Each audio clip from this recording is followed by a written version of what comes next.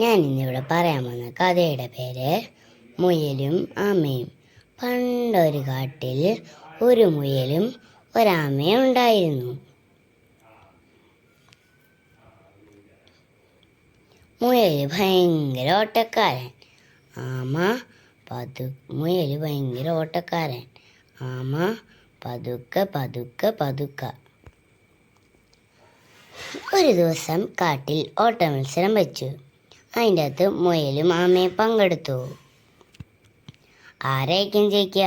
മുയൽ അല്ലേ? പക്ഷേ ഈ കളിക്കൊരു ട്വിസ്റ്റ് ഉണ്ട്. എന്നാത് കേൾക്കണ്ടേ? എന്താണെന്നറിയണ്ടേ? ഈ കഥയൊന്ന് കേട്ട് നോക്കൂ. അങ്ങനെ ഓട്ട മത്സരം തുടങ്ങി. മുയൽ ഓടി ഓടിപ്പോയി. ആമ പതുക്കെ പതുക്കെ വരുവായിരുന്നു. മുയൽ പെതിക്കെന്ന് ബാക്കിലോട്ട് തിരിഞ്ഞ് നോക്കിയപ്പോൾ വളരെ പുറകിലായിരുന്നു ആമ. മുയൽ വിചാരിച്ചു, ഇച്ചിരി നേരം മരച്ചവിട്ടി ഇന്ന് റെസ്റ്റ് എടുത്തിട്ട് പോയാലോ. മുയൽ അങ്ങനെ കിടന്നുറങ്ങി.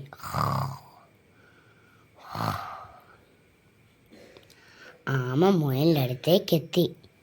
ആമ മുയലിനെ വിളിക്കാതെ പതുക്കെ പതുക്കെ പൊയ്ക്കൊണ്ടിരുന്നു. പെട്ടെന്നൊരു ക്ലാപ്പടി കേട്ടപ്പോൾ മുയൽ ഞെട്ടി എണീച്ചു. നോക്കിയപ്പോൾ ആമ ഫസ്റ്റ് മേടിച്ച് ട്രോഫിയും പിടിച്ച് നിൽക്കുന്നു. കൂട്ടുകാർക്ക് എന്താണ് ഈ കഥയെന്ന് മനസ്സിലായേ? അഹങ്കാരം ആപത്ത്. നന്ദി, നമസ്കാരം.